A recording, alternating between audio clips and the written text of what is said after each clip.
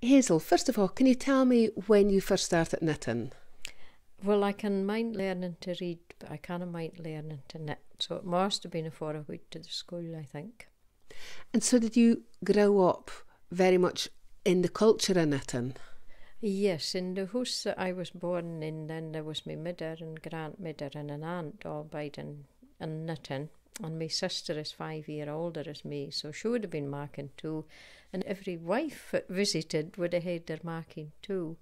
And in the neighbouring houses, there was one wife who always made cockle shell scarves. And at the other side of us, there was two women there that always made all over Fair Isle. So I grew up watching it non-stop. And what was the first item that you made that you can mind marking? The first thing that I can mind marking was a cardigan. I was seen a patron for it in, I think, the People's Friend, and I pleaded to get the Wissett to mark it. And my mother bought it. It was yellow, and it had a very simple knit and purl patron. I can mind no more about it as that, and I don't have it anymore. That's such a shame.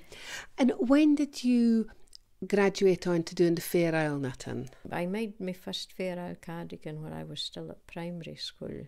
What kind of colours do you particularly like working with? Do you like working with the natural colours, or do you prefer the more vivid colours? I think I prefer the more vivid colours, but if you want a really warm garment, the warmest that you can get is the undyed yarn, so in the natural colours. And there's a real art to blending colours and making them look good together. Can you describe any kind of technique that you might use? I think what you need to do is make sure there's no big shocks when you change colour, so that your background colour should, one colour should merge into the next one. And for your foreground colours, as long as they're roughly the same value, if you can what I mean, it doesn't matter if you go from red to green to blue. And it's a challenge to get something that's bright and bonny. Now, you're now the patron of Shetland Wool Week. Can you tell me about how you got involved? I think for the first Wool Week, I've always done classes for Wool Week. And then about 18 months ago, I was asked if I would be patron for this year. And can you tell me about the workshops that you're involved in?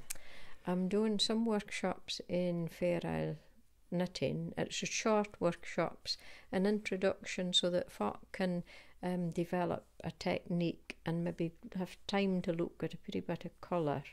But in a short class, there's not a lot of time. And then I'm doing another class in Fair Isle yokes and how they work. Now, can you tell me, for your point of view, what is so special about Fair Isle knitting? I use a colour in each hand, and there's a lovely rhythm to marking with two colours. I hadn't knit at Fair Isle for a good while, and then I laid up a cardigan and I realised I'd missed that rhythm. There's also a lot of research going on into the use of knitting for pain control and just making you feel good.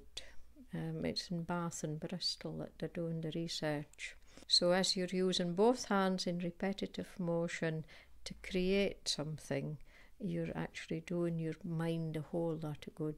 So it really is, knitting gives you the feel-good factor. Oh, it certainly does, yes. And then at the end of it, you've created something for really very little.